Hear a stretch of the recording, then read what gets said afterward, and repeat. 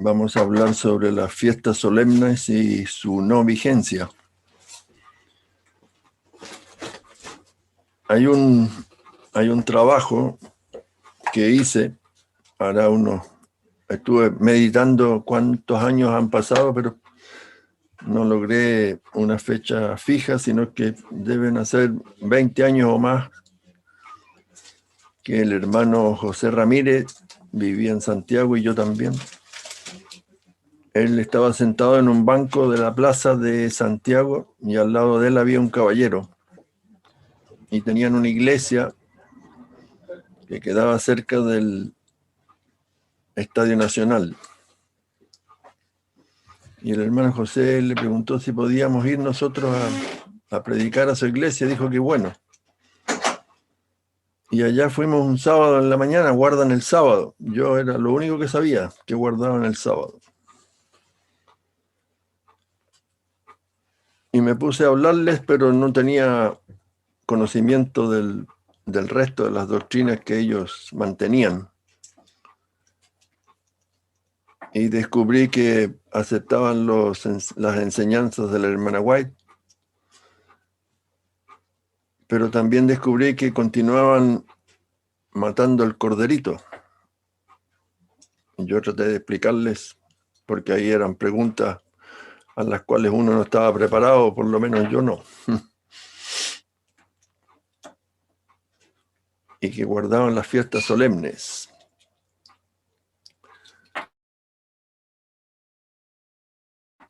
Hicieron varias preguntas, yo traté de contestarlas todas, pero cuando llegué a la casa de vuelta, me senté y empecé a buscar. Y así salió este documento que tiene 25 páginas, creo. Y de las cuales voy a tener que leerle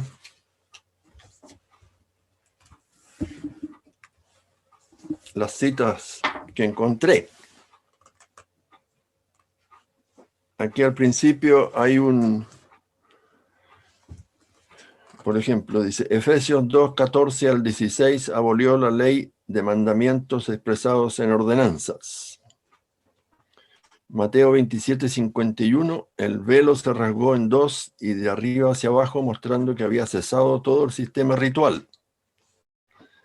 Hebreos 10, del 19 al 21, la anulación de la ley ceremonial nos permite entrar ahora en el santuario celestial.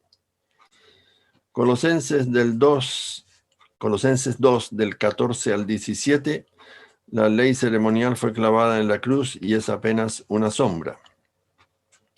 Entre paréntesis, la ley moral no es una sombra. Hechos 15, versículos 1 y 5, no es necesario que guarden la ley de Moisés. Antes de seguir Hechos 15, vamos a entrar en él más adelante. Podríamos decir que Hechos 15 fue la primera reunión de la Conferencia General de la Iglesia Primitiva. Hebreos 9, versículos 9 y 10, la ley apenas fue impuesta hasta el tiempo de reformar las cosas. Y eso sucedió cuando Cristo murió en la cruz. Hebreos 7, versículos 18 y 19, la ley ceremonial fue anulada o abrogada a causa de su debilidad e ineficacia, pues no perfeccionó nada. Hechos 13, versículos 38 y 39, la ley ceremonial perdonaba solamente los pecados por ignorancia.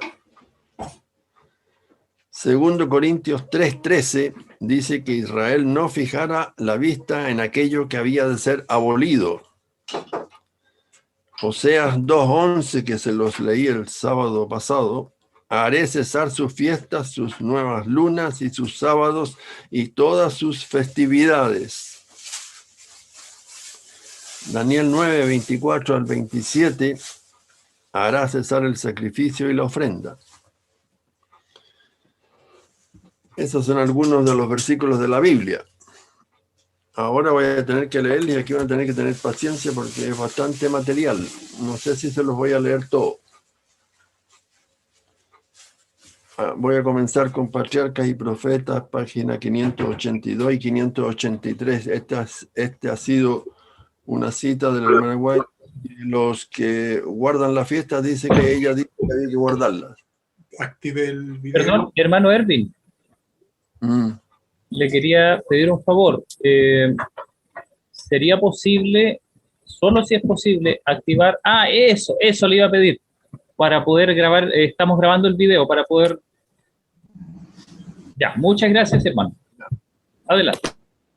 Patriarca y profeta es una cita de la hermana White que es usada por los que guardan la fiesta. Yo no tengo ninguna animosidad contra los que guardan la fiesta, son mis hermanos. Otros no tienen la misma actitud. Voy a leer aquí. En estas asambleas anuales,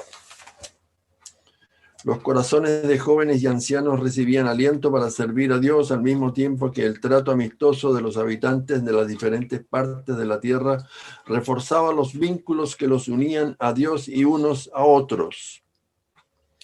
También hoy sería bueno que el pueblo de Dios tuviera una fiesta de las cabañas, una alegre conmemoración de las bendiciones que Dios le ha otorgado.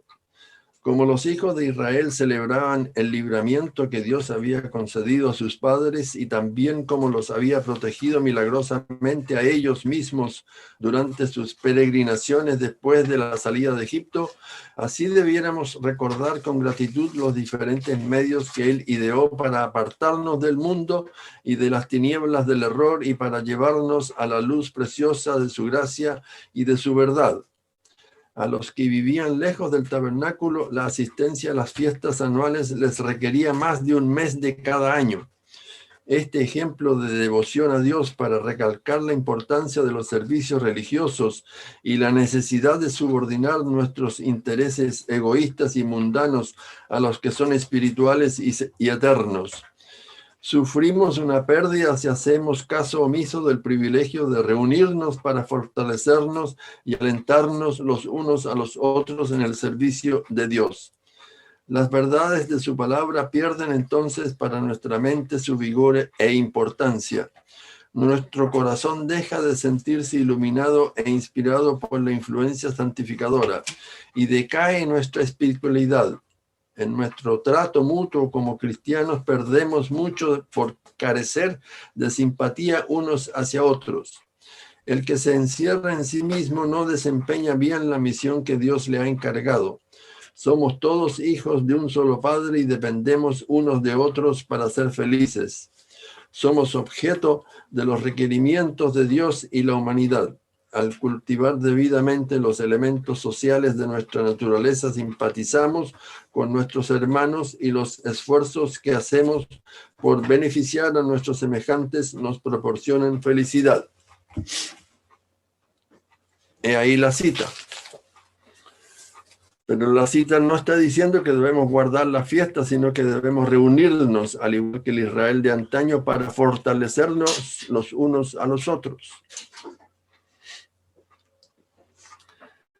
Voy a leerles ahora la carta 230 de 1907. El velo está rasgado, el muro de separación está derribado, está cancelada el acta de los decretos. Por virtud de su sangre, la enemistad está abolida. Por la fe en Cristo, judíos y gentiles pueden participar del pan viviente. Y la hermana White comentando 2 Corintios 3 del 12 al 15 en la Review and Herald del 22 del 4 de 1902 y también está en la Biblia de Estudio, página 247 en el Nuevo Testamento, dice lo siguiente. Los judíos se negaron a aceptar a Cristo como el Mesías y no pueden ver que sus ceremonias no tienen sentido, que los sacrificios y las ofrendas han perdido su significado. El velo puesto por ellos mismos en obstinada incredulidad aún está delante de sus mentes. Sería quitado si aceptaran a Cristo, la justicia de la ley. En el mundo cristiano, muchos también tienen un velo delante de sus ojos y corazón. No ven el fin de lo que iba a perecer. No ven que solo era la ley ceremonial la que iba a ser abrogada con la muerte de Cristo. Pretenden que la ley moral fue clavada en la cruz. La ley moral nunca fue un símbolo o una sombra. Existía antes de la creación del hombre y durará mientras permanezca el trono de Dios. Otra cita de Review and Herald del 6 del 5 de 1875. Está también en la Biblia de Estudio en la página 247 del Nuevo Testamento. La muerte de Cristo por la redención del hombre levanta el velo y proyecta un torrente de luz que llega a centenares de años en el pasado sobre toda la institución del sistema judaico de religión. Todo ese sistema no tenía significado sin la muerte de Cristo. Los judíos rechazaban a Cristo y por lo tanto para ellos todo su sistema de religión es indefinido, inexplicable e incierto. Atribuyen tanta importancia a caducas ceremonias de símbolos que se cumplieron o se encontraron con su realidad simbolizada, como se la dan a la ley de los 10 mandamientos, la cual no es una sombra, sino una realidad tan perdurable como el trono de Jehová. La muerte de Cristo ensalza el sistema judío de símbolos y ceremonias, mostrando que habían sido señaladas por Dios y con el propósito de conservar viva la fe en los corazones de su pueblo. Discurso Maestro de Jesucristo, página 25. Los judíos eran tan exigentes en lo relativo a la pureza ceremonial que sus reglas resultaban insoportables. Los preocupaban tanto las reglas, las restricciones y el temor de la contaminación externa que no percibían la manera que el egoísmo y la malicia dejan en el alma. Jesús no menciona esta pureza ceremonial entre las condiciones para entrar en su reino. Da énfasis a la pureza de corazón. Aquí ella está diciendo que la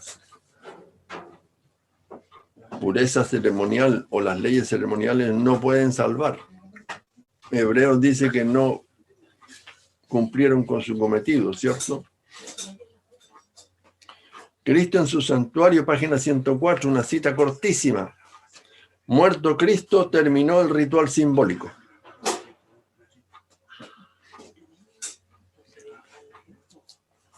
Mensaje 72 de 1901. Las ceremonias relacionadas con los servicios del templo que prefiguraban a Cristo en símbolos y sombras fueron quitadas en el tiempo de la crucifixión, porque en la cruz el símbolo se encontró con la realidad simbolizada en la muerte de la verdadera y perfecta ofrenda, el Cordero de Dios. Mensaje 167 de 1898.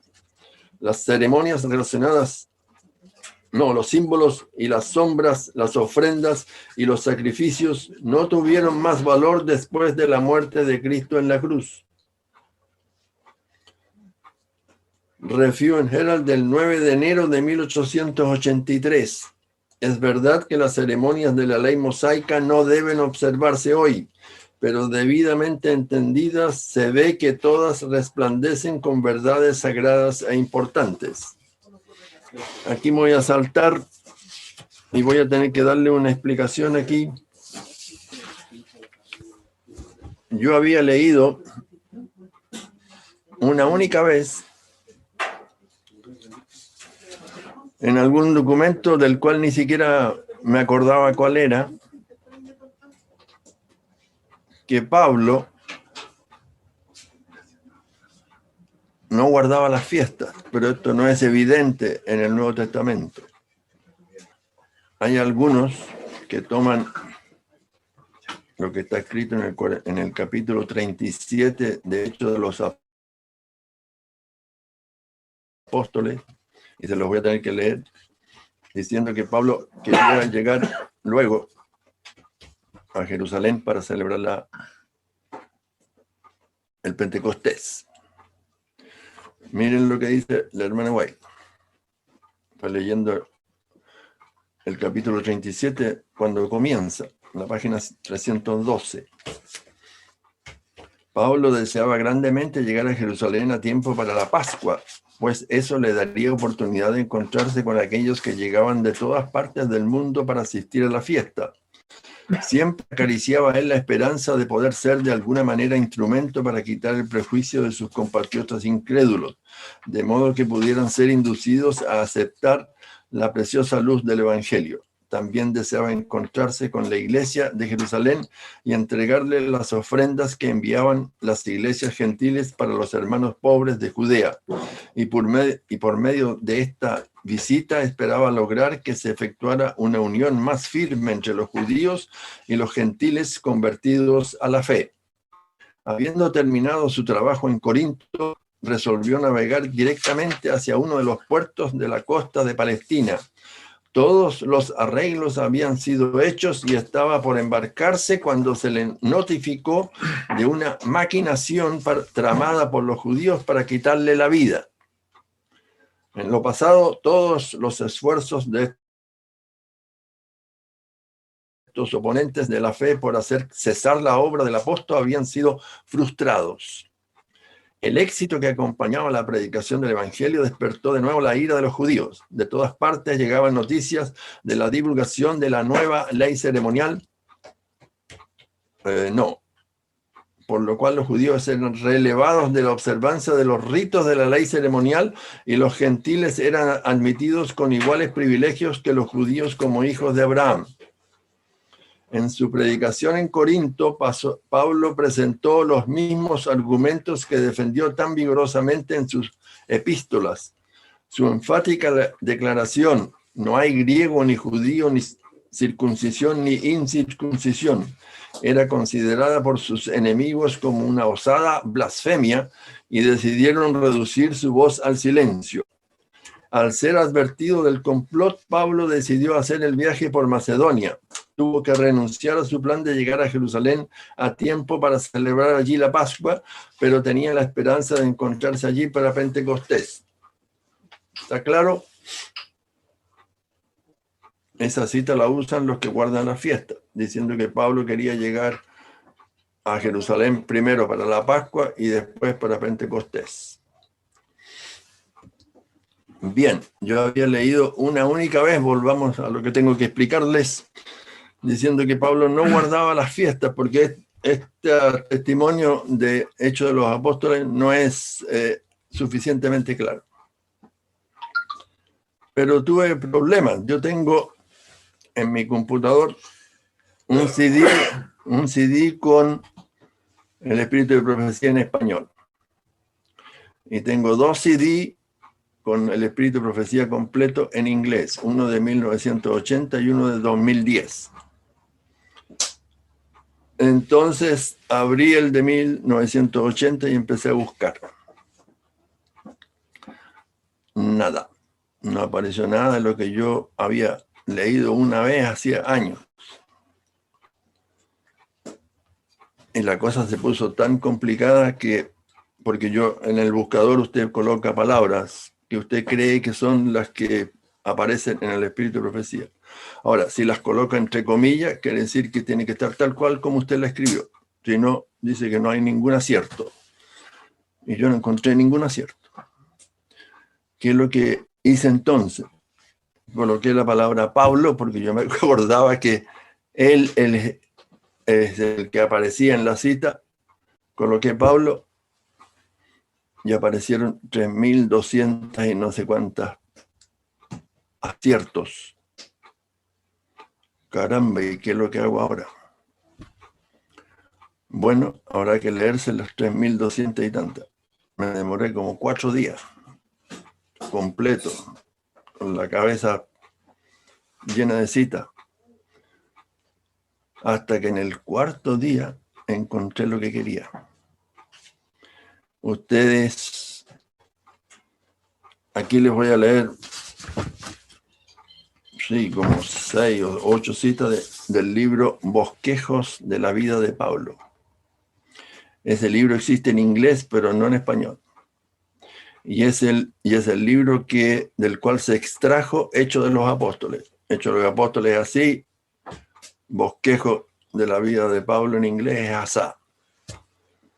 Y me fui leyendo cita por cita, cita por cita, hasta que llegué aquí. Y esto es lo que tengo aquí. Bosquejo de la vida de Pablo, página 105. Pablo no se ató a sí mismo ni a sus convertidos a las ceremonias y costumbres de los judíos en sus variadas formas, tipos y sacrificios, porque él reconocía que la perfecta y final ofrenda se había hecho con la muerte del Hijo de Dios. El tiempo de una luz más clara y de un conocimiento más claro había ahora llegado.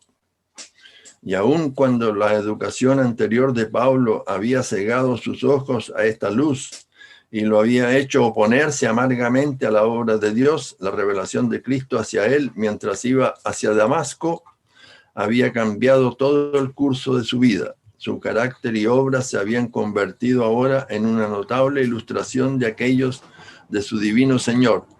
Su enseñanza, la de Cristo, llevó su mente, la de Pablo, a una vida espiritual mucho más activa, la cual elevó al creyente por sobre las meras ceremonias. Porque no quieres sacrificio ceremonial, evidentemente, sino yo te lo habría ofrecido, porque no te agradas en ofrendas quemadas, ceremonial nuevamente. Los sacrificios de Dios son el espíritu quebrantado, un corazón quebrantado y contrito, oh Dios, no despreciarás. Bosquejo de la vida de Pablo, página 104-105. Esto es un poquito anterior a la otra. Y aquí está por qué quería llegar a Jerusalén. Pablo deseaba ardientemente llegar a Jerusalén antes de la Pascua, porque así tendría la oportunidad de encontrarse con las personas que venían de todas partes del mundo para asistir a la fiesta. Él tenía la continua esperanza de que de alguna manera pudiese ser el instrumento para remover el prejuicio de sus compatriotas, para que pudiesen aceptar la preciosa luz del Evangelio. También estaba deseoso de encontrarse con los líderes en Jerusalén para llevarles las liberalidades donadas por otras iglesias para los hermanos pobres de Judea. Y él esperaba en esta visita poder obtener una firme unión cristiana entre judíos y gentiles convertidos a la fe. Esta es bien similar a la que está aquí en Hechos de los Apóstoles. Bosquejo de la vida de Pablo, página 208. Esto está ya más adelante. Pablo deseaba estar completamente unido con ellos, con sus hermanos judíos de Jerusalén. Él había hecho todo lo que pudo para remover el prejuicio y la incredulidad tan injustamente excitada debido a que él les presentó el evangelio a los gentiles sin las restricciones de la ley ceremonial. Está clarísimo. Él había venido a Jerusalén con el único propósito de remover las barreras de prejuicio y malos entendidos que los habían separado y que habían grandemente obstaculizado sus trabajos. Acuérdense que el problema en el tiempo en que Cristo vivió y murió en la cruz no son los mismos problemas que nosotros tenemos, evidentemente. En aquella época, la verdad presente era otra, distinta a la que nosotros tenemos hoy en día. Había que creer en Cristo, había que creer que Cristo era el Mesías y que Él había muerto en la cruz por toda la humanidad. Ese era uno de los temas fundamentales. Y Pablo entendió eso cuando cayó del caballo en Damasco. Y después empezó a predicárselo a sus hermanos. Y sus hermanos rechazaron el mensaje violentamente. Y ahora vamos a la página 211 de Bosquejos de la vida de Pablo. Pero por detrás de esta aparente armonía, el prejuicio y la insatisfacción aún estaban latentes. Algunos en la iglesia aún estaban luchando para moldear el cristianismo conforme a las antiguas costumbres y ceremonias que terminaron con la muerte de Cristo. Ellos creían que la obra de predicar el evangelio tenía que ser conducida de acuerdo a sus opiniones. Si Pablo trabajase de acuerdo con estas ideas, ellos lo reconocerían y apoyarían su obra, pero si no fuese así, lo rechazarían. ¿Y lo rechazaron? Claro que sí. No estuvieron dispuestos a ver la nueva luz. Esa era la nueva luz que para ellos estaba brillando. Para Pablo brilló ardientemente, lo convenció, pero muchos no fueron convencidos. A ver, la cita que viene. Uy, esta es bosquejo de la vida de Pablo, 211 a la 214. Aquí sí que van a tener que tener paciencia. Los ancianos se los voy a leer, tal vez será la última, no sé. No, hay como 2 o 3 más. Los ancianos de la iglesia eran culpables de dejarse influenciar para ser enemigos del apóstol. Pero cuando ellos escucharon de sus propios labios un informe del trabajo que él había estado realizando, asumió un aspecto diferente. Ellos no pudieron condenar su manera de trabajo. Quedaron convencidos que su obra llevaba el sello del cielo. Las contribuciones liberales de las nuevas iglesias que él había formado testificaban del poder de la verdad. Vieron que ellos habían estado prisioneros por las tradiciones y costumbres judías y que la obra del evangelio había sido estorbada por sus esfuerzos para mantener la muralla de separación entre judíos y gentiles. Entre paréntesis, el Señor creó o escogió, eligió a Israel para que Israel llevara la luz a todo el mundo, pero Israel se guardó la luz y construyó una muralla entre ellos y las otras naciones. Ahora tenían estos hombres líderes la oportunidad especial de confesar francamente que Dios había trabajado a través de Pablo y que estaban equivocados en permitir los informes de sus enemigos para crear celos y prejuicios en contra de él. Pero en vez de hacer justicia a quienes ellos habían herido, aún parecían hacerlo responsable por el prejuicio existente, como si él les hubiese dado causa para culparlo. Ellos no lo defendieron con nobleza y se esforzaron para hacerle ver a su oponente sus errores. Arrojaron la carga completamente sobre Pablo, aconsejándole que buscara un curso de acción que removiera su entendimiento equivocado. Ellos respondieron a su testimonio con estas palabras: ¿veis ahora, hermano, cuántos miles de judíos hay que creen y todos ellos son celosos de la ley? Estaban todos cerrados, querían continuar guardando la ley ceremonial. Y están informados acerca de ti, que tú enseñas a todos los judíos que están entre los gentiles a traicionar a Moisés, diciendo que ellos no deben circuncidar a sus hijos y tampoco respetar las costumbres. Por lo tanto, ¿qué significa esto? La multitud tiene que unirse, porque escucharán que tú has venido a Jerusalén, ¿cierto? Por lo tanto, haz esto que te decimos. Este consejo no estaba de acuerdo con la voluntad de Dios y le traería grandes perjuicios a Pablo, el cual cedió a este consejo falso. Aquí está hablando de Hechos 15. Observe, nosotros tenemos 4 hombres que han hecho voto, tómalos y purifícate a ti mismo con ellos y únete a ellos al rasurarse las cabezas, y para que todos sepan que las cosas dichas concernientes a ti son falsas, y que tú también caminas ordenadamente y guardas la ley. ¿Cuál ley? La ceremonial. Tocante a los gentiles que creen, hemos escrito y concluimos que ellos no guarden tales cosas, que tan solo se guarden de ofrecer cosas a los ídolos y de la sangre y de homicidios y de fornicación. Eso fue lo que decidió el concilio de Hechos 15. La hermandad esperaba que por este acto Pablo podría dar una decisiva contradicción de los falsos informes concernientes a él, pero Santiago le aseguró a Pablo que la decisión del consejo primeramente nombrado, concerniente a los gentiles conversos y a la ley ceremonial, todavía permanecía firme. El consejo dado no fue consistente con esa decisión, la de Hechos 15, la cual había sido sancionada por el Espíritu Santo. El Espíritu de Dios no apuntaba a ese consejo dado por Santiago. Era el fruto de la cobardía. Al no conformarse con la ley ceremonial, los cristianos traerían sobre sí mismos el odio de los judíos incrédulos, los que aún guardaban las fiestas, pero no de los judíos que ya habían aceptado que la ley ceremonial había sido anulada para siempre, y se expondrían a severa persecución. Y eso fue lo que finalmente sucedió. El Sanedrín estaba haciendo lo posible por impedir el progreso del Evangelio. Hombres fueron elegidos por este cuerpo religioso para seguir a los apóstoles, especialmente a Pablo, y en todas las vías posibles oponérseles a su obra. En caso de que los creyentes en Cristo fueran condenados ante el Sanedrín como transgresores de la ley, ellos traerían sobre sí mismos severos y prontos castigos como apóstatas de la fe judía.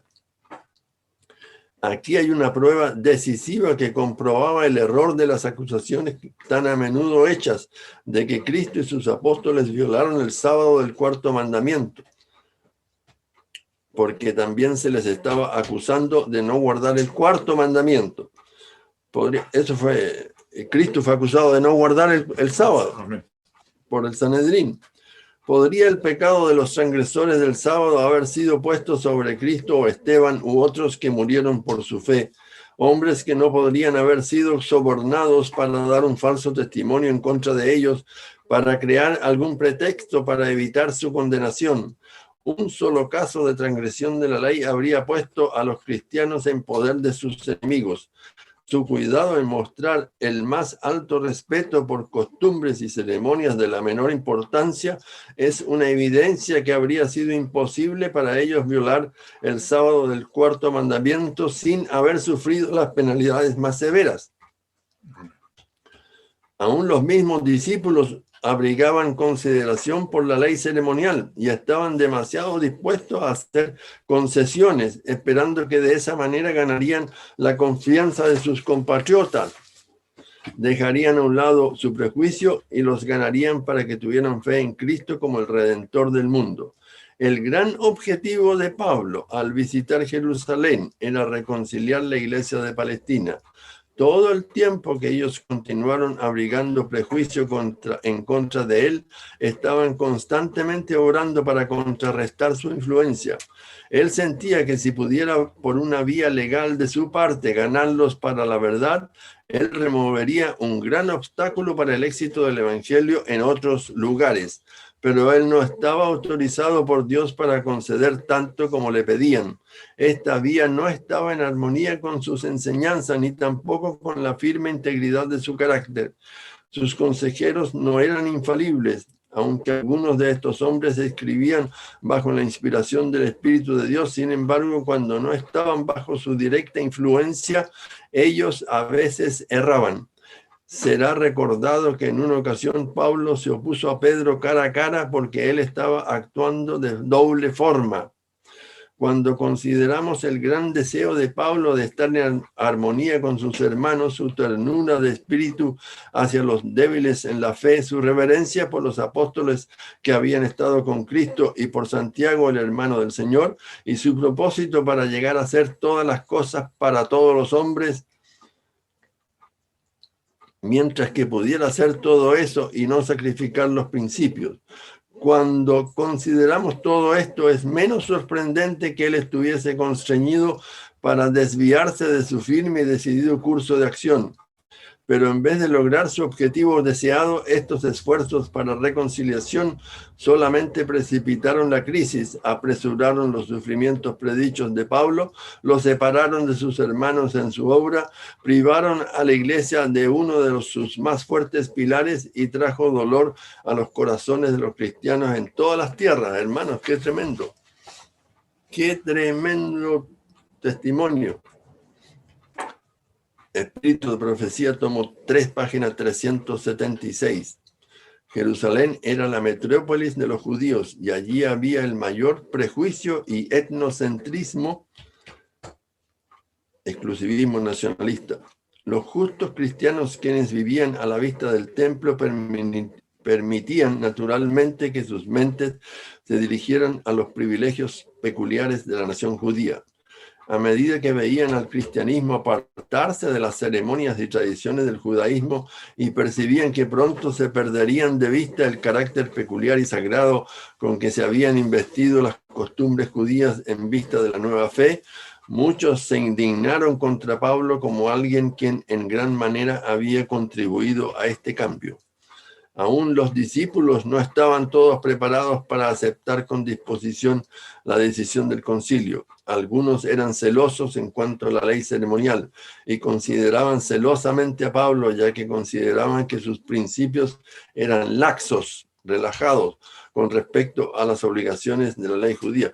Pablo tuvo una tremenda lucha que enfrentar para hacerle entender, no a la mayoría, sino que apenas a algunos pocos, que la ley ceremonial había caducado en la cruz.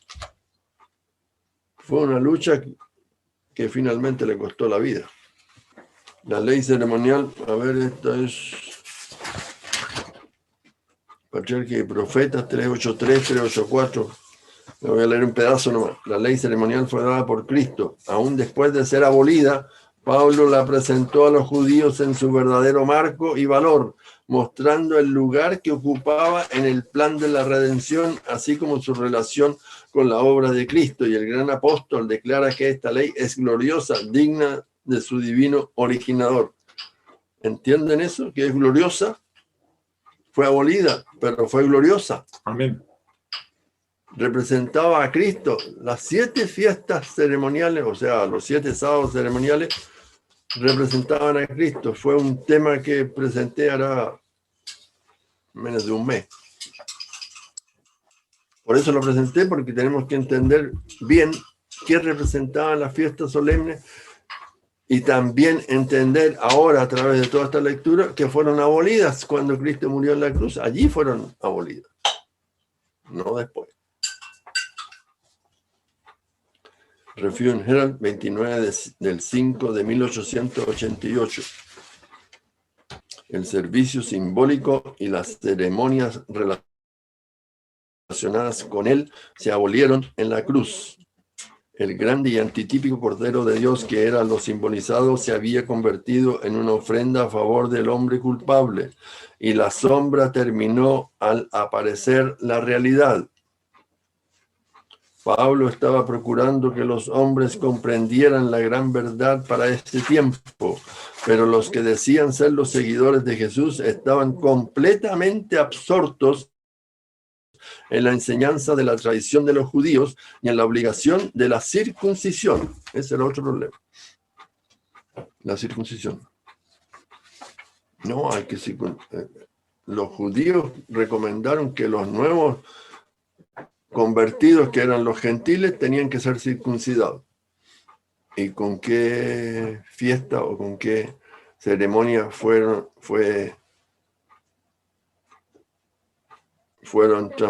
transferida la circuncisión?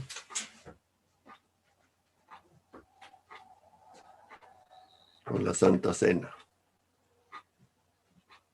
La Pascua dejó de existir y fue instituida la Santa Cena. No, y la circuncisión con el bautismo, perdón. Estaba cometiendo un error, igual que el otro día. El otro día, cuando presenté la fiesta, cometí un desliz, tal vez poco importante, o tal vez bastante. Yo dije, estaba hablando de la Pascua y dije que el sacerdote salía para marcar el campo en el cual se iba a elegir el cordero. No, me equivoqué, mezclé la Pascua con las primicias. Porque en la fiesta de la Pascua el sacerdote no salía para ningún lugar. El cordero podía ser comido en la casa entre los judíos. Pero en las primicias sí salía. Y ese sí era escogido. Y las primicias había que marcar el campo el viernes en la tarde. El sacerdote salía el viernes porque tenía que presentarla el domingo en la mañana. Salía el viernes e iba hasta el campo donde había sido escogido para cortar la gavilla. ¿Ya? Y ahí ya marcaba el tiempo que le llevaría desde Jerusalén hasta ese campo. Y ahí había muchos judíos que anhelaban que alguna vez en la vida les tocara su campo y que cortaran la gavilla en su campo. Y esas eran las primicias. Y cuando llegaba el domingo en la mañana, Él iba al campo, cortaba la cabilla y la traía hasta el templo en Jerusalén. Y lo estaban esperando en el camino para celebrarlo porque no se podía comer el grano sin que se cortara antes el grano nuevo, no se podía comer sin que antes se cortara la cabilla y se presentara delante de Jehová. Por eso era importante en ese sentido la fiesta también. Pero la importancia mayor era que la cabilla representaba las primicias, era el nombre de la fiesta, y representaba a Cristo, que fue la primicia en resucitar de entre los muertos, y fuera de eso resucitaron los muertos que estaban ahí en Jerusalén. Las tumbas se abrieron cuando él murió el viernes en la tarde, a las 3 de la tarde, y no resucitaron, se abrieron, y el domingo cuando él resucitó de mañana, esos que estaban muertos ahí resucitaron y fueron llevados con Cristo al santuario celestial, y Cristo los presentó delante de Jehová como la cabilla mecida.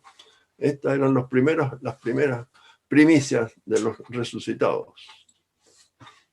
Este fue un error que cometí. Y estaba a punto de cometer otro, pero me arrepentí. Bueno, no les voy a ver. No les voy a leer más porque se van a cansar. Aquí está, no, es una cita re larga. Comentario bíblico adventista, tomo 6, página 844 a 845. El ministerio de Moisés y el sistema judío eran los que tenían que desaparecer, no la ley de Dios. Estoy en la página 13. Aquí, los judíos que no vieran a Cristo en el sistema de sacrificios morirían en sus pecados. Ese sistema nunca salvó por sí mismo a nadie de cosechar la paga del pecado, que es la muerte. Y puesto que la mayoría de los judíos de los días de Pablo, incluso los judaizantes que en ese momento perturbaban la iglesia de Corinto, consideraban que esos sacrificios eran esenciales para la salvación. Evidentemente Pablo caracterizó todo el sistema como un ministerio de muerte. Era inerte. Judíos y gentiles debían encontrar vida en Cristo, pues solo en él hay salvación. Es importante entender eso. Las fiestas solemnes no salvaban a nadie. Además, eran fiestas constituidas para los pecados por ignorancia, no los pecados a mano alzada. Cuando David pecó, él no mató ningún corderito. Él confesó su pecado a Dios. Tuvo que pagar las consecuencias, pero fue finalmente perdonado. De la misma manera, nosotros no tenemos que matar ningún corderito. Tenemos que entregar nuestra vida a Cristo y pedirle perdón a Él. Y Él intercede ante el Padre en el santuario celestial.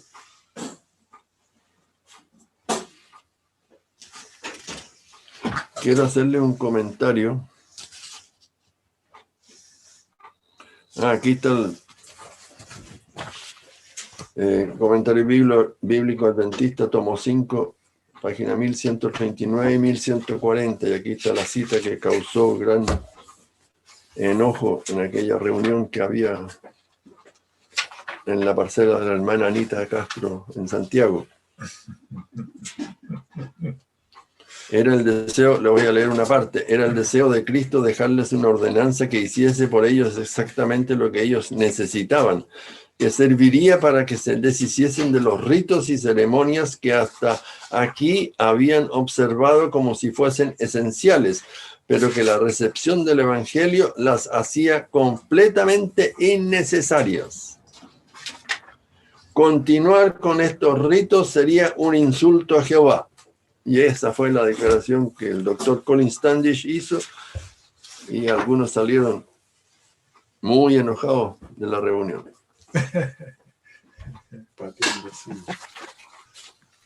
comiendo del cuerpo y bebiendo de la sangre de Cristo, no apenas en el servicio sacramental, sino que compartiendo diariamente el pan de vida para satisfacer el hambre del alma, estaría en recibir su palabra y en hacer su voluntad. Pero ahora quiero... después aquí hice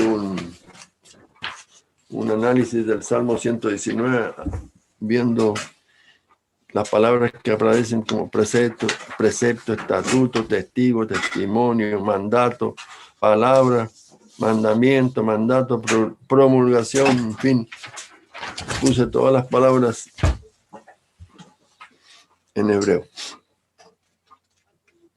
Quiero, si me permiten, hacer un comentario. Recibí un libro, El costo de la aceptación, de Julius Nam. Ese caballero fue uno que estaba relacionado, después que acontecieron los acontecimientos evidentes, que estaba relacionado con 1955, 56, 57, la Nueva Teología. Es un libro de 341 páginas. Me lo mandaron y yo no sabía si era a favor o en contra. Él muestra el libro como si fuese bueno. Yo no creo que Preguntas sobre Doctrina sea un buen libro. Pero él muestra en esas 341 páginas mucho material que usted no va a encontrar en ninguna otra parte. De qué fue lo que se trató en la primera reunión entre los evangélicos y los adventistas, en la segunda reunión, en la tercera, y así durante los 2 años en que estuvieron reuniéndose. Y hay algunas conclusiones que me parecen muy válidas. Yo lo mandé por el grupo que yo tengo en Signal. Espero que alguien lo haya leído. Va a ser instructivo en el sentido de que usted va a tener información que hasta aquí yo no había visto en ninguna otra parte, porque pocos son los que escriben sobre ese ítem. Que el Señor los bendiga mucho. Y otra cosa sobre el mismo libro. Ahí usted va a ver cómo se opusieron nuestros hermanos de aquella época al mensaje que el Señor nos ha dado. Y no solamente nuestros hermanos, sino que los evangélicos. No todos aceptaron el libro entre los evangélicos, porque dijeron que los adventistas eran una secta tremendamente mala. Y si usted le dice hoy en día, por ejemplo, porque el mensaje que tenemos es que Cristo, por ejemplo, esa fue una de las de los mayores rechazos, que Cristo tomó la naturaleza humana caída para los evangélicos, eso es blasfemia. Y vamos a tener que dar el mensaje tal cual se nos ha dado y vamos a tener que enfrentar nuevamente una gran oposición. Hasta mártires, muy probablemente. Que el Señor los bendiga ricamente y que seamos fieles al Señor, pase lo que pase. Que el Espíritu Santo sea nuestro guía y que Cristo sea nuestro Redentor y Cordero. En el nombre de Cristo Jesús se los pido y oro. Amén.